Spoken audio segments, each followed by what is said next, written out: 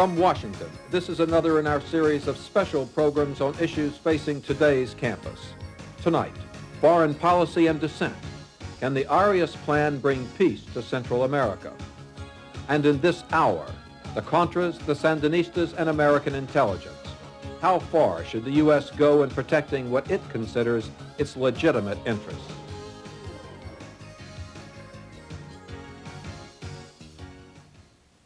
Hello from Washington and welcome to tonight's College Satellite Network special on foreign policy and dissent. In recent years, the question of war and peace in Central America has been a controversial question on the American campus. It is, after all, America's young people who will be called on to fight and to die if the U.S. ever becomes involved in a war there. The House and Senate hearings into the Iran-Contra affair unveiled new information about the connections between the U.S. government and the Contra rebels fighting a war against the government of Nicaragua. But there are new charges that those ties may be just a part of a bigger secret operation, one that involves the United States much more directly in Central America's wars.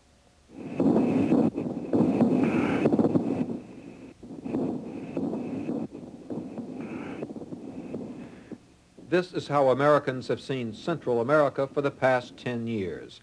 Regional wars claiming more than 100,000 lives since 1978.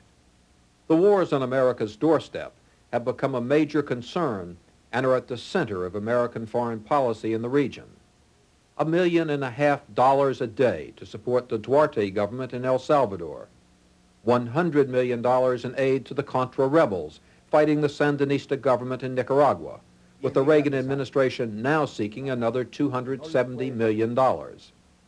But that massive public commitment to Central America may be just a part of the total picture. I'm not sure that I ever had a particularly clear understanding as to what the foreign officials ever did know about that.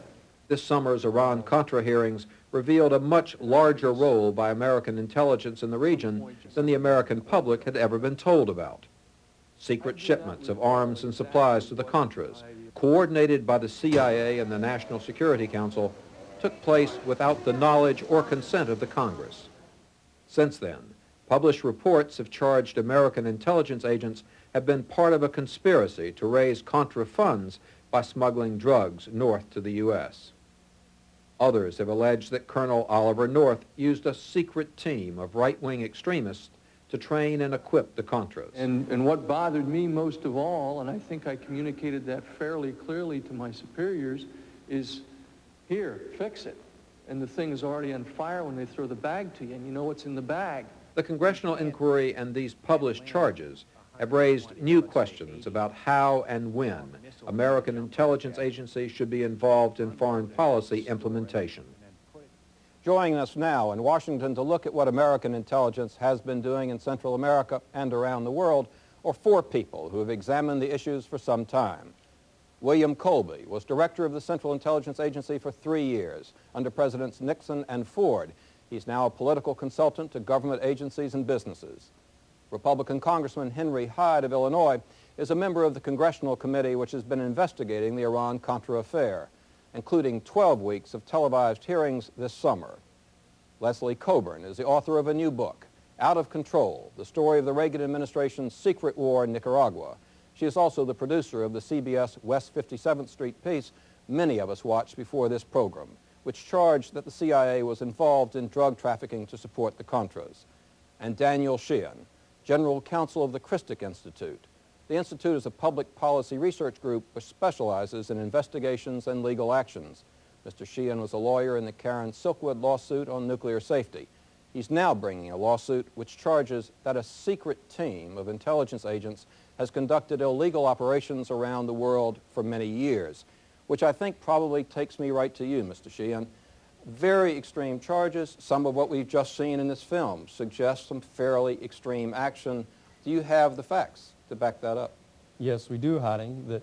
The Christic Institute filed a major federal racketeering lawsuit against this group of people 6 months before any acknowledgement had been made by the Congress or by the Attorney General of the existence of this group. We named the individuals. We told the role that they played in supplying the Contras. In fact, we appeared in October of 1986, prior to the announcements by the Attorney General, and appeared in front of a committee with the congressman here and informed them that this was a private group doing this and that they had direct connections with Oliver North.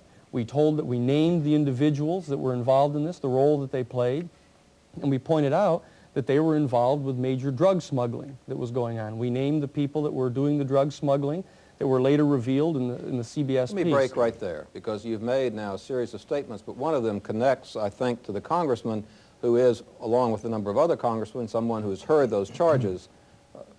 Baseless? Well, the Iran-Contra committees, which were a merger of the Senate and the House, had unlimited funds available to investigate, and we had some very expert investigators and very keen private counsel.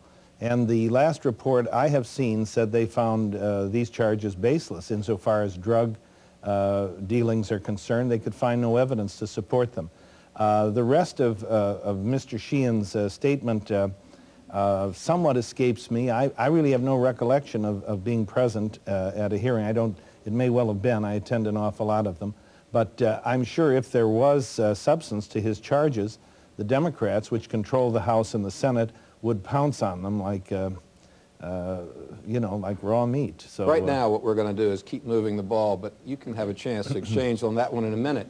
Why couldn't you have done a piece, as it seems to me there were allegations in the past that the Sandinistas were engaged in drug trafficking, which involved our nation and the use of that money for weapons.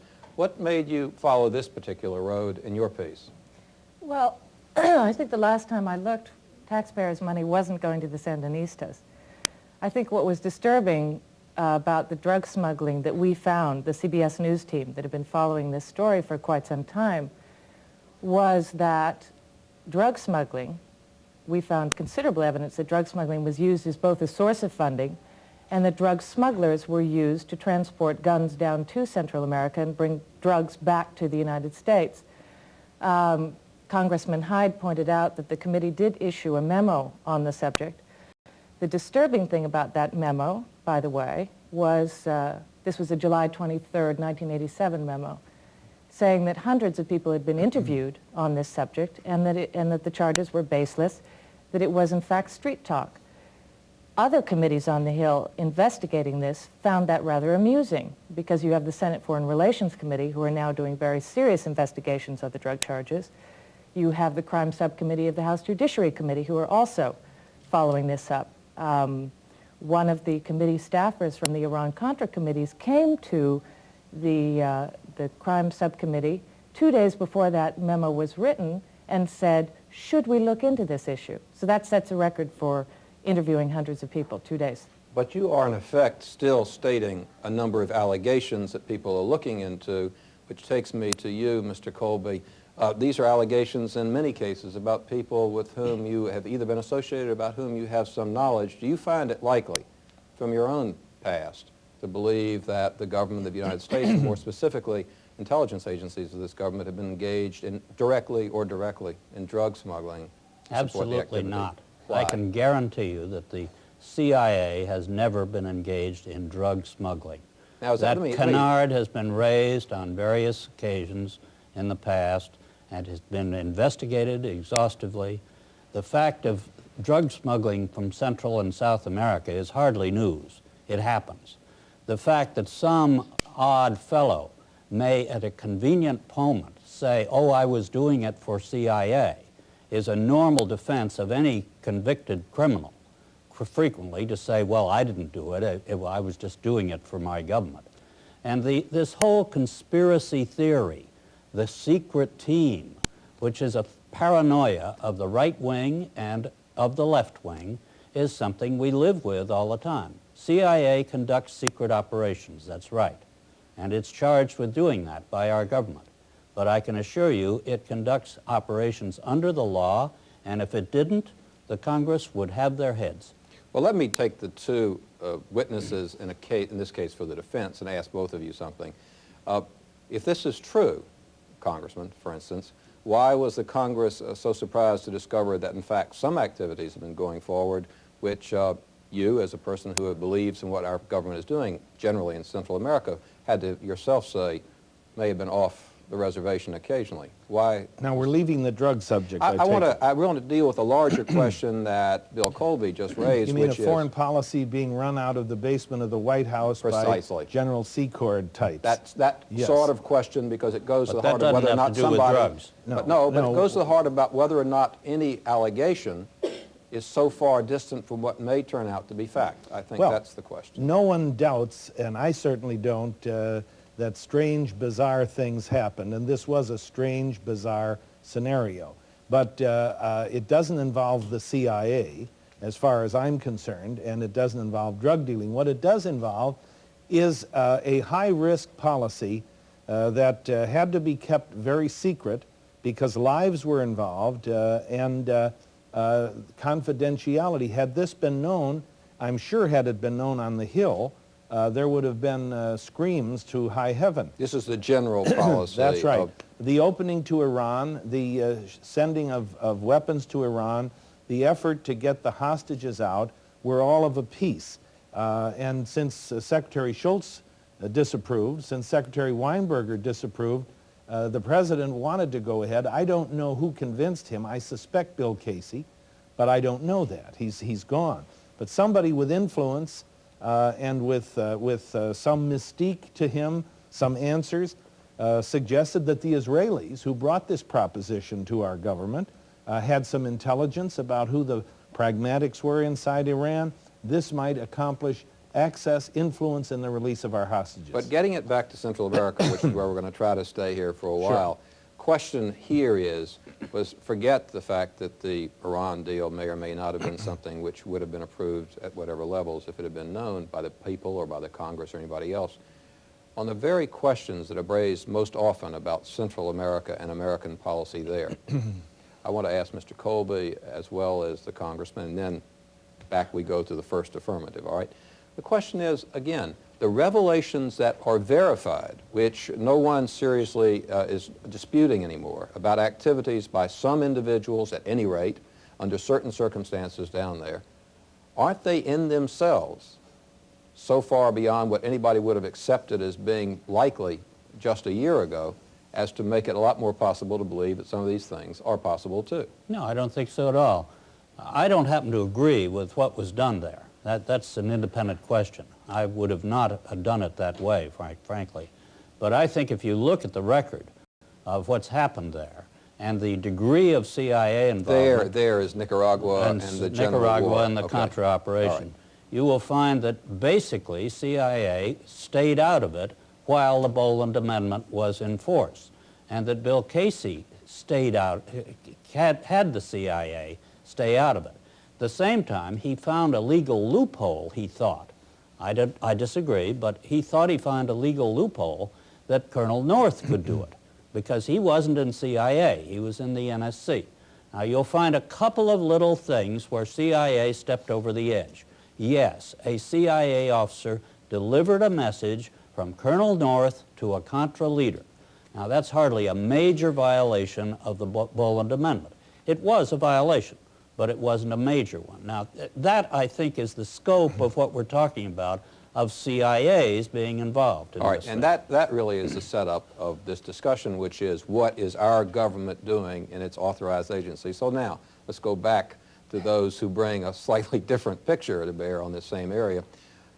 Outline why it is I'm really supposed to believe what you have to say. I can make an allegation any time, and I can deny it any time. What are the reasons that I ought to believe it? It's important for the students around the country to understand that what's being said by Mr. Colby and Mr. Hyde is preposterous. It's not just a little bit off. That Mr. Hyde was personally informed in October of 1986 in detail about the operation going on down in Central America. He professes not to remember that incident.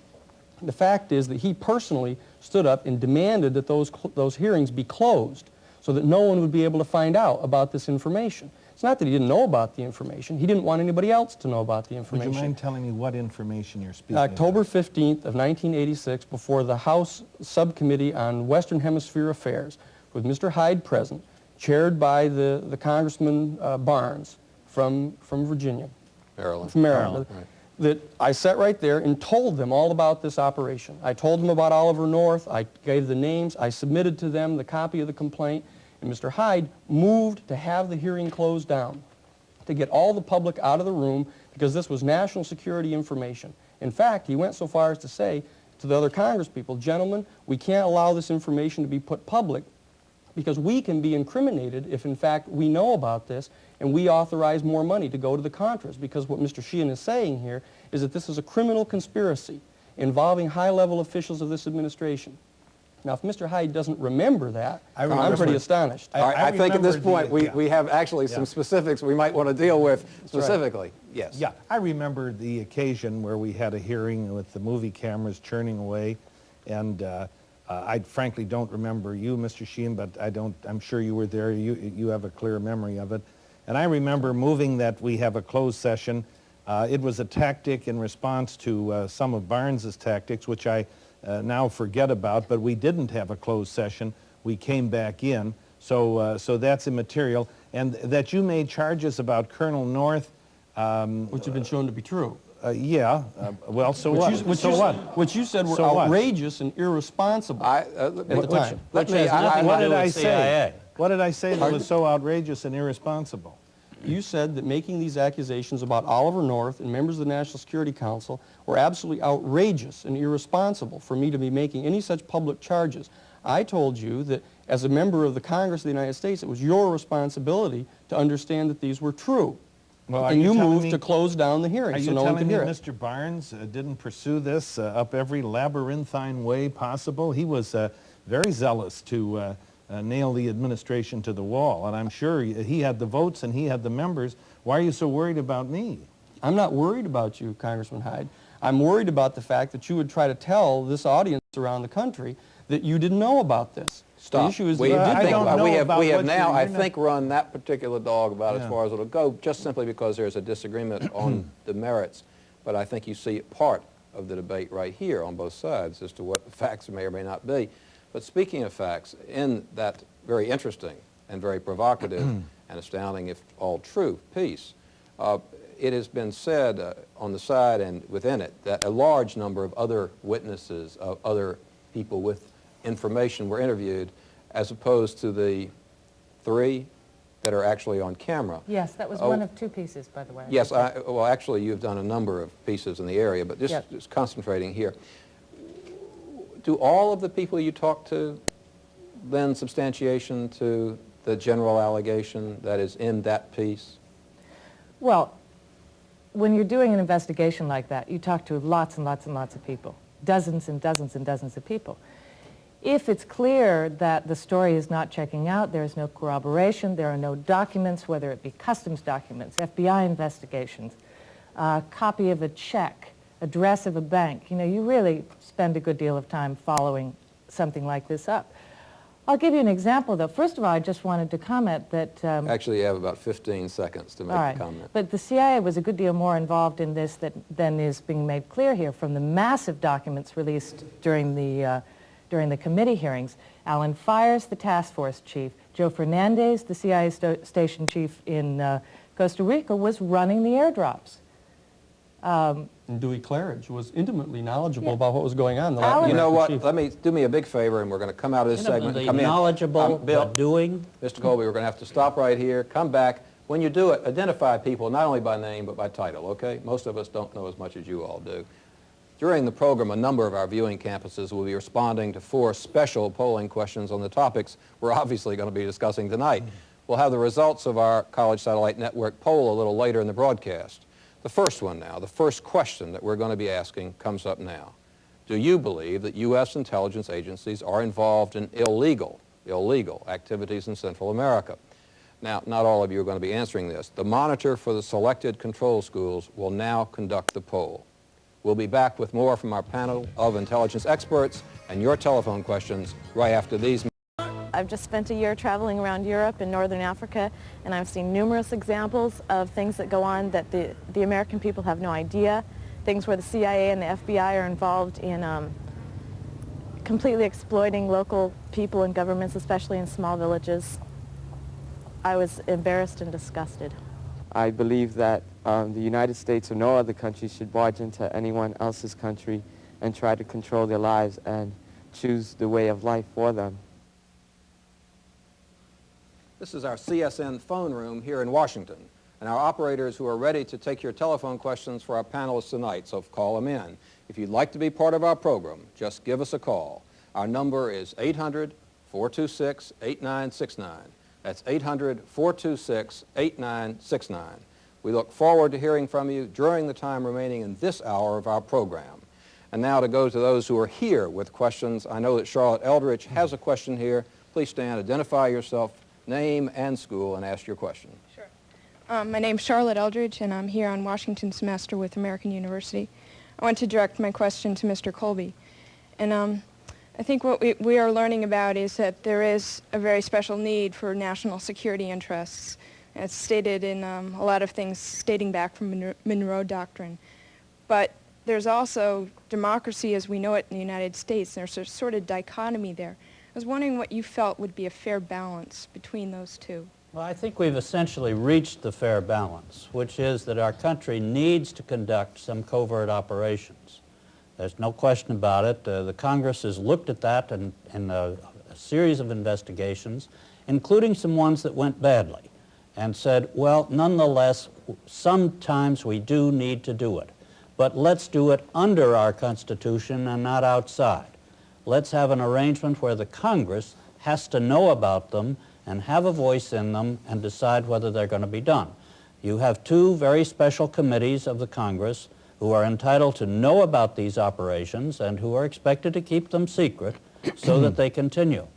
When there's consensus about them, they go without any real trouble. When there's dissension, they come out in the best American tradition and we have a big fight about them. But we can do them.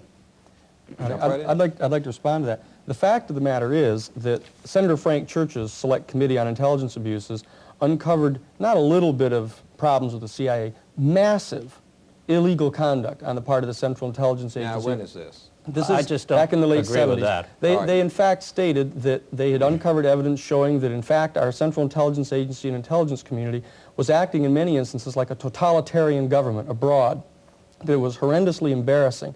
They set up a mechanism to mandate that any such covert operations be reported to the Congress. That is the point at which the secret team started to be set up, so that only the official government people in CIA would have to report. Let me interrupt. One of the things that I think you did concede was that there may have been an effort by the director to take advantage of a legal loophole and to go into some operational activities which might not otherwise be acceptable. Is there something more than a nice little legal technicality here? No, I think it's basically a loophole. The Boland Amendment said that agencies engaged in intelligence activities not give assistance to the Contras. They looked at it and they said, I think wrongly, but they said that the NSC is not an agency involved in intelligence activities. It's a policy. Is that what the report's going to say, Congressman? That is a very rational explanation because by definition, intelligence activities are the collection, analysis, evaluation, and distribution. The NSC is a consumer of intelligence, not a producer, analyzer, or distributor. So I think one could look at the Boland Amendment and say it includes the CIA, the State Department, the Department of Defense, but not the National Security Council. It's arguable. Is that where the committee is going to come down? Oh, the committee is dominated by Democrats. No, it's going to come down that the law, every law, including the law of gravity, was broken. I look forward to that report, Congressman, just to see in what... Central America, you had a situation where you had money coming from the National Security Council, but it was going to self-professed and documented CIA operatives who were running training bases, who were shipping in arms, and who were involved with drug trafficking. I know how to run CIA operations, and if CIA had run it, it would have been run much better. One of the lessons of these is if you're going to run covert operations, get the pros to do it. Don't get a bunch of enthusiastic amateurs who will go out and use some character who every time he gets near the polygraph, the thing goes off the track. That may be true, but you take someone like North's man in Central America, Robert Owen, who was known as the Courier. Owen wrote a memo, which came out in the committee hearings, where he said he was referring to a particular aircraft company who was recommended by the CIA to the State Department to ferry supplies. Now, this particular group all had drug trafficking charges against them. And Owen said very boldly, nice guys the boys choose. And the boys, he stated to Chairman Inouye, meant the CIA. He was disturbed about it. He was disturbed that the man that the agency had chosen in Costa Rica as the leading Contra figure, El Negro Chamorro, as Owen described it to his boss, Oliver North, he said this man has a serious drinking problem.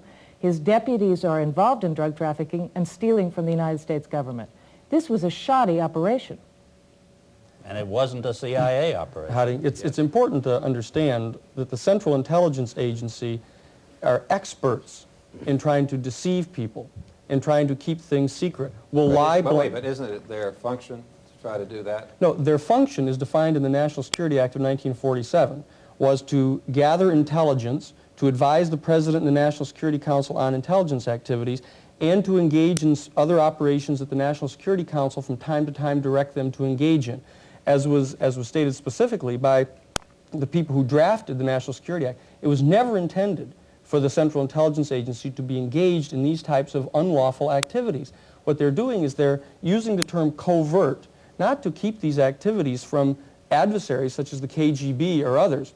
They're using these types of dodges that were developed in the espionage field to conceal their activities from the American public and from the Congress. Congressman, should they in fact not be concealing it? How do you feel about that? Of course they have to conceal a lot of things. People's lives are at stake. Operations are at stake. Nationals of other countries are at stake. Now, if Mr. Sheehan is so sure that laws were broken, have no fear. If your suit doesn't succeed, Judge Walsh's will. He will indict everybody within sight. Who's Judge Walsh? Judge Walsh is the independent counsel appointed to look into the Iran-Contra affair. He has 25 lawyers, he has FBI, he has IRS, he has a 3-year lease on his offices, and any laws that were broken will be tried through the court. So we'll have to wait. We don't want to jump, what do they call it, rush to judgment, which you seem to be doing. I think that was a comment about the Warren Commission that did such a great job in uncovering all that other information. But this question of whether the United States and specifically CIA should engage in covert operations beyond mere intelligence activities has been up and considered time after time. It was considered in the 40s, it was considered in the 50s, it was considered in the 60s, and it was considered by the Church Committee when a very hostile atmosphere looking at the times that these things went wrong. And at the termination of the Church Committee, after a year of investigation, they said, should we bar these? No. Let's be careful about them, but let's not bar them. Question from the audience. Hi, my name is Dan Siegel, graduate University of California at Santa Cruz. One thing the Church Committee did find out was there's a political assassination program by the CIA to, on the one hand, assassinate Fidel Castro by exploding cigars and poison wetsuits. There was a program in Southeast Asia, which you testified about, the Phoenix program, which assassinated about 23,000 or more Vietnamese. And then recently in the Iran-Contra scandal, we did find out that Bill Casey planned an assassination attempt against a leader in the Middle East that ended up killing 80 innocent civilians. And we earlier found out about the assassination manual for the Nicaraguan Contras.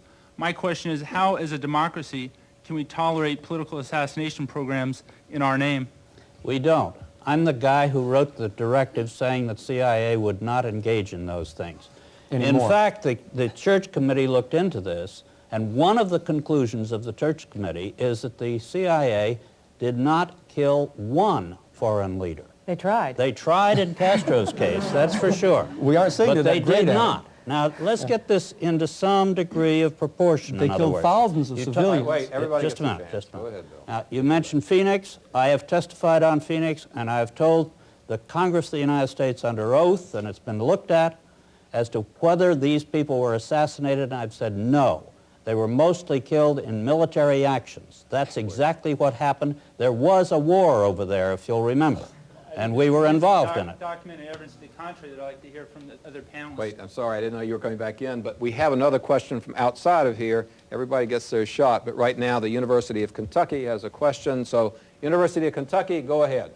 Okay, this is the University of Kentucky, and this is the first time I've heard about drug smuggling into the United States. And I was just wondering, how come the drug smuggling and the use of funds for Contra support was not made public? Now, you understand there's some disagreement as to whether that is true, but has it been given publicity? Question. We didn't find any. The Iran-Contra Committee investigated the charges that these folks have been living on for years, and they found zero. They investigated found nothing. zero. Well, they didn't investigate. They didn't investigate at all. You have two other committees on Capitol Hill. As a matter of fact, while Ollie North was testifying. Well, now wait a minute. In one Mr. committee, Rangel... now just let me finish. In one, Well- while he was testifying, Jesse Helms and John Kerry were running their own committee, their subcommittee, over at the Senate Foreign Relations What has Committee. Jesse Helms found? Well, they found some rather interesting things, I and know I think you'll Kerry be hearing has, but about what it has soon. Jesse found? Well, he's very concerned about it. Have you spoken to him about this? I speak to He's him regularly. very concerned about people who are used by the CIA and who've been used in this, by the State Department in this operation have been trafficking in drugs. Well, you know, this is the first occasion where the They held skilled, closed hearings. well-paid, well-resourced investigative staff of the Iran-Contra Committee under the chairmanship of Senator Inouye and Lee Hamilton couldn't find anything when God knows they wanted to, and they looked hard. No, they didn't look. Well, That's a big fat lie. Hayden Gregory, who is That's the a big chief fat lie. Why wouldn't counsel. they look? Wait a minute, why wouldn't they look? The fact is they didn't look. Why went over- didn't they? They have the money, they have the investigators, and the zeal to find something to nail this If administration. we had a Why national didn't they? CBS program alleging this, are you going to say that the Congress wouldn't even look into The it? Congress is looking into it. They're They've looking into it hired now. an investigator, specifically, the Senate Foreign Relations Committee has hired an investigator specifically to look into these charges. He's been working on it for several months. But the Select Committee on Iran-Contra did not investigate one single minute And of all those the charges. previous And it's preposterous allegations to say that. Well, then all the the previous investigator's a liar. allegations of Now, CIA involvement in drugs have resulted in no evidence of CIA involvement in drugs. There is massive all the evidence. previous investigations. And the fact of the matter is, it's going to be presented in a civil case in Miami, and those people are going to be I'm convicted. sure it'll So be we're at going to a stop the civil trial case. right this second for a moment, because that, and go to another question. Okay, my name's Mark Ryan. I'm a graduate of Georgetown University. I wanted to pick up on something about the West 57 piece. April 6th was the first airing of the West 57 piece. April 7th, whether it's true or not, the Washington Times came out and said that, among other things, George Morales went to an aide from Senator Kennedy's office and said, I had hoped that my testimony, my coming out to public, would perhaps, give me immunity from further prosecution. July 11th, I believe, was the second airing. July 21st, the subcommittee on narcotics came out. Charles Rangel, who's, I guess, no friend of the Contras in my point of view, came out and said, and I quote, none of the witnesses gave any evidence that would show that the Contra leadership was involved in trafficking of drugs. Other witnesses appeared, some That was a from your misquote, by case. the way, of It was Rangel. a total misquote. All right. What did Rangel let say? him finish the question, That's and what I was think he reported has. in the papers. Most of those were, witnesses that you're counting on as well. I was They one were of in the your witnesses. program. Michael Talivar, another person on West 57th, has been convicted of drug smuggling, drug dealing 6 times, hardly a credible witness. CBS has not aired a piece since. Is that true anymore? Does CBS think that this is a viable case? Why haven't they retracted it, or what? This is a CBS answer in this case. It's all yours for a minute. Well, we aired another piece in the middle of July, which was the second story in the series of the drug pieces. I'm sorry? The 21st, meaning after the subcommittee came out and said, we have find no evidence Okay, that this is let me answer happening." your question. Let me explain something. One, you say that George Morales, who's a major drug smuggler, who says that he gave $3 million in cash, planes, and pilots to the Contras at the request of Octaviano Cesar, a CIA operative in Costa Rica. Both have confirmed that relationship, and customs documents support the fact that at least $400,000 was brought in from a Bahamian bank by the two of them. Cesar signed the declaration. It was used to purchase planes. Pilots were shared between the Contras and George Morales. There's no question of that. Now, when Morales did testify, which he did this summer before the Senate Foreign Relations Committee, he testified without immunity, and I think you should know that, because there have been plenty of charges thrown around that these guys just talk because they want a shorter sentence or they want immunity. They're coming up on the Hill with no immunity, and that's important for you to understand. And I have no immunity at this point from something I need to do, and I'll be back in 1 second. Now, in a second, I trust the telephone questions will be coming as well as those from here in the audience. But our second CSN polling question tonight reflects a concern of many students we've talked to on America's campuses recently. The question is as follows. Are you afraid the United States will become involved in a war in Central America in which you, young Americans, will have to fight? Again, the monitor for the selected control schools will now conduct the poll. We'll return after these messages.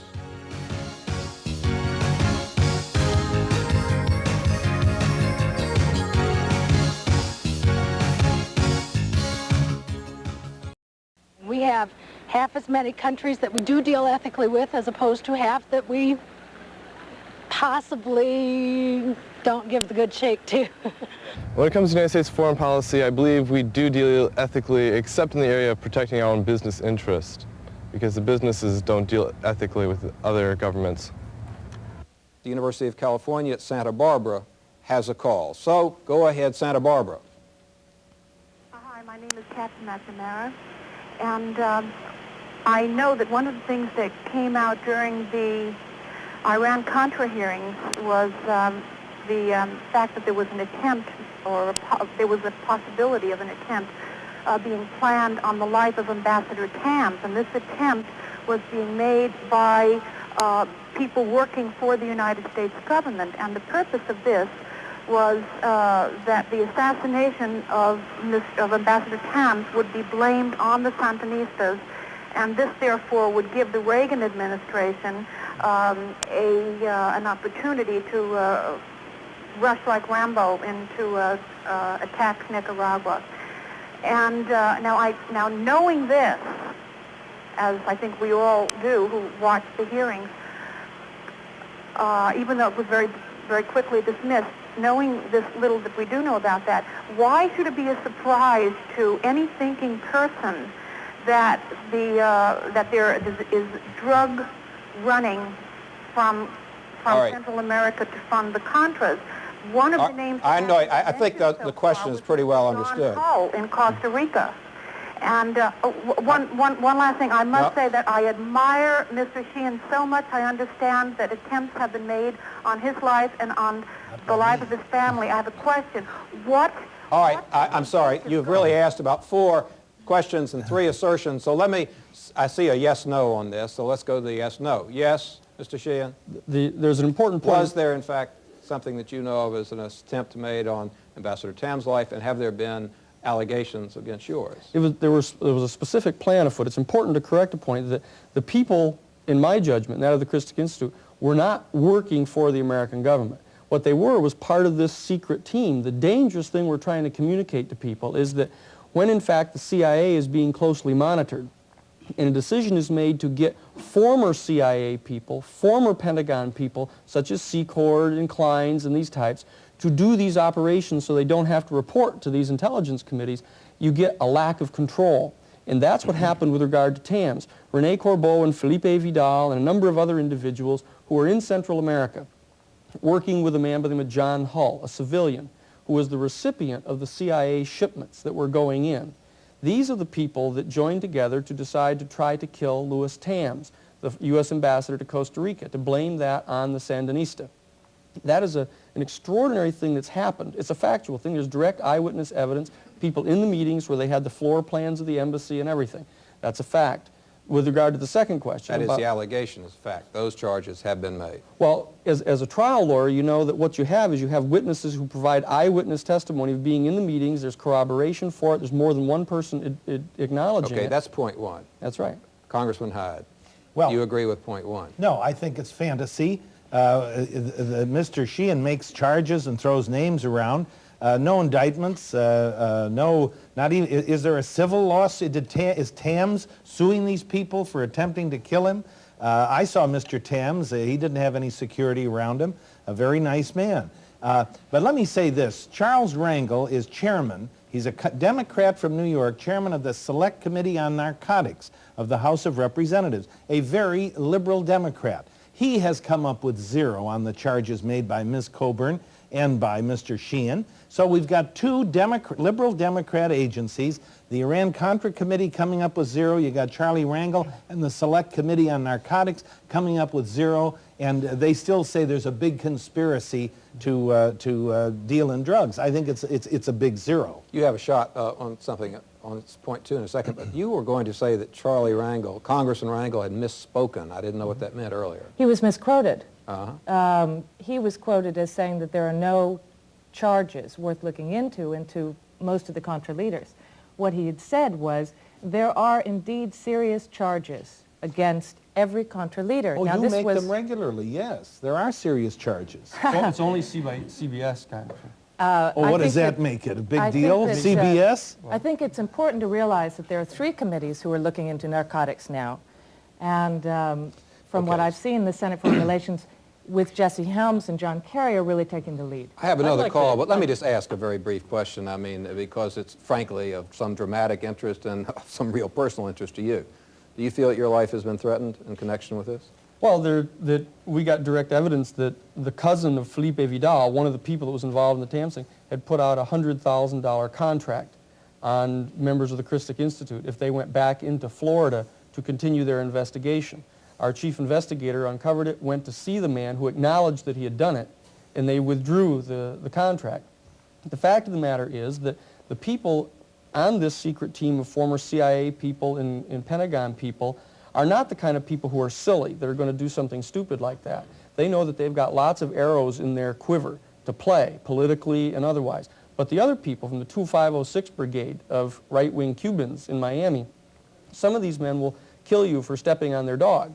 And these are the people that we have to be careful of, and that's why it's so reckless to use them as a cutout to carry out things when the agency doesn't want to have to report to the Intelligence Committee. That's the public policy problem. I'd like to hit this Do that secret quickly team then, Mr. thing. Colby, and then we're going to go to another question. I'd like to hit this secret team thing because we started it with CIA. Now we're talking about former CIA and former Pentagon. So I guess we've dropped CIA. No, we haven't. No, we haven't. Well, that's what it sounded like to me. They'll never drop CIA. As for former CIA, Well, your committee yes, didn't. there have been some renegades in CIA's history over the years. Of the thousands and thousands of people who have served their country very well in that agency, and without great plaudit, without great honor. No, they do it anonymously and quietly and effectively. Out of that whole group, there have been a few renegades over the years. But to categorize them as typical of CIA, I think is a dishonor to the ones that serve their country effectively there. We'll be back on that subject and others. Right now, I have a call from Buena Vista College in Iowa, and I think it probably is going to be interesting to several of you. Go ahead, Buena Vista.